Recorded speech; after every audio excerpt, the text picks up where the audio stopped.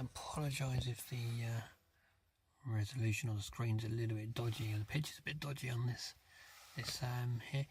I managed to crack my phone, smashed the screen on it, which is one of the things I use for doing a lot of the filming, apart from the head cam and another camera that I set up. But camera on smartphones are so good nowadays, it brings up a better picture. Anyway, I went into town to have a little look at how much it would get to replace it, and they want £80. And I thought, I know I'm going to have to get it replaced, but it still works at the moment, so I'll just use the back camera. But for the selfie things and chatting like this, is how it's going to be until I use the other cameras. Anyway, quick little video.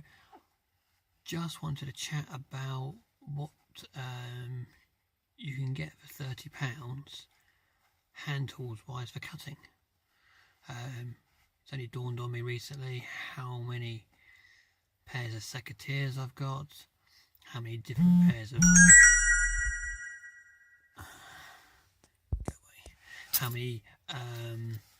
different pairs of loppers I've got, how many different types of shears I've got, and also hand saws as well. So I thought I'd just do a quick little video, give you my thoughts on them, show you the selection that I've got, and I've bought them all for a purpose at one time or another. So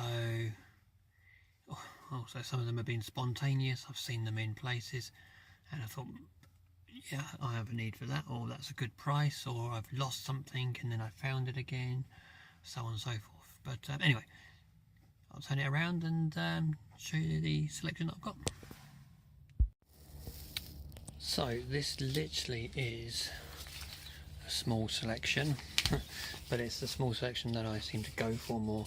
I've got a lot of cheaper stuff as well, stuff I've taken from shed clearances and been gifted and all that sort of thing over the years.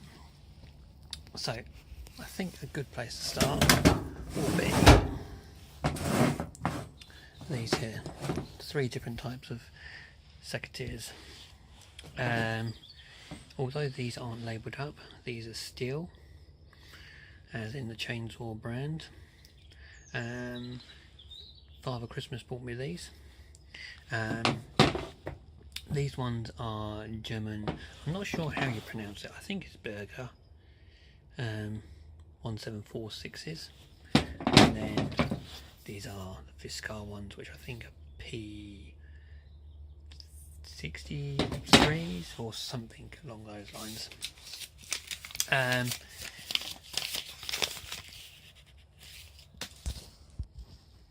Okay, so I just had a little look, see what they were. They are yeah, P26. That's what these are, P26s. So let's start with the Fiskar, the steel ones. I used these on, if you have a look back at my last video, I used these on the hedge reduction when we're doing beech. This is literally the first use I've had them since Christmas. I know these are classed and sold as entry level. I wasn't over stressing them, considering that these can cut up to anything like 20 mil, I think they say, so that's what, 2 centimeters. That is poor. I'm really not impressed with that. I mean, these are entry level. I didn't buy them, but I think you can pick up a pair of those for £15–20, something like that. Where the Fiskar ones, these ones, Bypass, these are called, they advertise these up to 20 mil as well. I prefer this catch, although I do have a pair of these for home as well, and this has come off. This is pinged off, so they continuously stay open. But as I say, I've abused these slightly. Just let the camera focus there. I've sharpened them quite a bit, and there's very little, well, there's not any chunks taken out, unlike the steel. And I've used these for all sorts of different hedge cuts, and just general pruning as well. So I would choose those definitely over the steel ones. Also, longevity of this here, I'm not sure how that's going to be. These are my favourite. these are the ones that I'll tend to go to now. I picked these up from my local machine shop, but these ones are the most expensive out of the lot. These were £25. Not found a lot of suppliers in the UK for these, so they are a 1746. I do find with all of them you have to oil them regular in these, because you find yourself doing it and then having to flip your hand back and and push them forward, like you do with your hands. Even if you're not subconsciously aware that you're doing it, you are doing it with a lot of these. I don't do it at all with those because the springs are really good, but this type I do, but it can be forgiven because they are fantastic. They just have a lot more strength in them as well, so they're the ones I'll definitely choose. I know a lot of people are going to go Felco, but we're talking sub £30 for all of these things that I've got here. So out of those three sets, so out of the Stihl, the Berger and the Fiskar, they would be the definite ones I would go for. The only thing that I would like to see on anything like this, I know German technology is fantastic, is Japanese Stihl, which leads me on to, let's get these out of the way, to these two saws. A lot of the tree guys will be familiar with Silky Saw. This is the Zubat, and I think, what's this one actually called? I think it's called Fox 240. I've had this over a year and it's only just starting to dull up now. Little bit of rusting coming on there, but these are absolutely fantastic saws, sharp as anything you like, and no word of a lie, I've actually cut railway sleepers with that as well. And the good thing about these is you can unscrew the handles, replace the saw blade. The belt attachment actually comes off, so you've got a little buckle there, so it comes off, and you can leave it on your chainsaw trousers or whatever direction you want. It also came with some Velcro to go around these bits here, so you can strap it to your ankle if you were an arb guy and up a tree. Now this is quite unfair, putting this in the sub £30 category, because this was around the £50 mark, this saw. But the reason I'm going to talk about it is because of this puppy that I got. Now I got this at a trade show, and there we are, around the other way. So it's called a Tuck-in 240. So 240 just goes for the length. So it's the same length as the Silky. Really lovely soft handle, really nice handle. Single click to release the blade there. Really sharp. I mean, absolutely fantastically sharp this. But what I really like about it also is you press it again and the blade actually can be cut flat. And I think the purpose of that is because it's not solely for garden use. I think this is sold to a lot of the woodworking guys, and it's so you can, when you're cutting flat onto a bench, you're not rubbing your knuckles or whatever. But it's also good if you're doing it for, if you're cutting ivy on a tree and you're close up to it. It's absolutely fantastic for that, because you can get up close. A little gripe when you fold it is you have to sort of direct it slightly into its case, but that's a tiny little gripe. It's nice and thin, quite light, so it goes in your pocket without a problem. And that, if you were to buy that new, I think it's like £33. I got it at a trade show, and I think I paid 25 from it. I'll put a link into all of the websites that I can find these tools, not necessarily the ones I got it from, but I'll put the links for them. But that, I would say, competes with the Silky any day. It's absolutely fantastic. Really sharp. It's not bit me yet, thankfully, but this has. and it wasn't pleasant, really wasn't pleasant, so they're definitely used with caution. So let's do 2 types of ratchet loppers. So we've got Spear & Jackson, and I think these are a Spear & Jackson as well. Both of them are, no they're not, just these are telescopic, which is why I got these ones. I think they class these as anvil and they class these as ratchets. So if you're not familiar with that, you have a little clip there, and then you open them up and the jaws spring open, and there's a spring in there, so every time you sort of click, it clamps down on whatever it is and cuts through it. Those are very similar, but you have to work this part down in this fitting, and then you close it up. But these are telescopic as well. So those Spear & Jackson ones will, I think they extend out to over 1 metre. Let me just turn this light on. There we go. So they actually extend from turning down in the handles. If I can do it single-handedly, which I can't holding the camera. So these Spear & Jackson ones were £25, and these ones I actually picked up from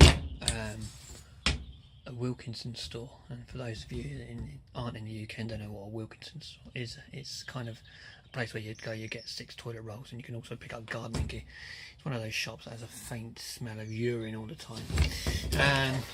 So out of those two, I would surprisingly go for those, the Spear & Jackson ones. Although this can be a little bit more awkward, I found that you can get a bit more leverage on it than those ones. The gears do break on those. Well, I don't say they break, but they slip. That's not due to lack of oiling or whatever. You've got a lot of springs and there are a lot more mechanism. But I do find that they slip, and of course when you slip you can hurt yourself. And then again, if you watched my last video when I was doing the tree lopping, are these still, what do they class these as? I don't know, I think they're PB10 loppers or something like that. They say up to 22, was it 22? Something like that, I can't remember. I've had these probably, I don't know, 3 months, and they are corroded to buggery. Still sharp, they're still on there. I've not sharpened these ones, but they're actually fantastic for taking up ladders when you're lopping. Nice and light, and they stay closed as well. I have a tendency to, when I'm working along a hedge and I'm lopping, I'll cut a bit and then I'll put the loppers through a branch in this crest here, and then I'll be able to see up in the hedge where I'm moving the ladders along to, etc. I wouldn't hesitate to recommend these. They're absolutely fantastic. And I think these ones were £30, 60 centimetres. I think they said these could go. That won't be right, would it? I don't know, I'll have to, probably 6 centimetres, 60 millimetres. I think that they would recommend these up to. But for entry loppers, fantastic. And they were bang on £30. Then 2 lots of shears. Wilkinson swords, extendable, so you push the button down there, and she come out. Yeah, I was going to say three runs on those, and they do hold the stability. You know, they are well balanced at that length. What I like about these is you can change the you can loosen it up, not only to release the blades so you can actually sharpen them easier, but I found when you release them and you're, say, cutting a hawthorn, like a small hawthorn hedge or a bush or shrub or whatever, opening them up actually helps with the cutting, which is fantastic. So I'll use these for heavy duty works, you know, those, but they are heavy, a bit cumbersome, which is why I got these Fisker ones. Now these are I think they call them a single step, because they do some which have like ratchets, sort of, well, not ratchets, but kind of like ribs around here, and they kind of cogs, that's what I'm looking for, they kind of have a cog that goes into them, but these are called a single step shears. They're the same length as those, as the Wilkinson sword, when they're, you know, the blade length is the same, but these I will use for box cut hedging, you know, when you just want a little bit more precision. And you don't always have to use, just because we've all got this petrol machinery, you don't have to always use your hedge cutters or whatever on things. It's nice just to step back and do a little bit of basic pruning. Now I have got sheep shear type pruning scissors, but I'll talk about them another day. I think this is quite enough of a little section. So as a little rundown, they're good for extendable work, but any day of the week I would choose those. I now wouldn't be without those steel loppers, those steel bypass loppers. For heavy duty works, I wouldn't be without those. Definitely my best purchase of hand tool last year, definitely. It's just a fantastic saw. I've even put that down into the dirt when I've been cutting tree roots out. Absolutely fantastic there, which really surprised me, seeing that over the Silky saw. But I can see why the Silky would be beneficial to the tree guys. And then let's call them Berger secateurs. So again, all purchased, you know, let's say £30 or around mark. Absolutely fantastic little selection of tools, and if you're going back to basics, all this other stuff that I carry in the van, these hand tools for cutting, these can definitely cut it for 30 quid. Anyway, sorry I've rabbited it on, hope somebody's taken some interest from that. And if you've got any experience about all of these tools, or you think there's something that I might be interested in, I'm a bit of a nut for tools, probably like them a bit too much, but then that comes with the game. I'm sure a mechanic can never have too many spanners and things like that, so you know, it comes with the territory. Anyway, thank you very much, and if you're new to watching, please check out my other videos, like, subscribe and all that stuff. Thank you very much.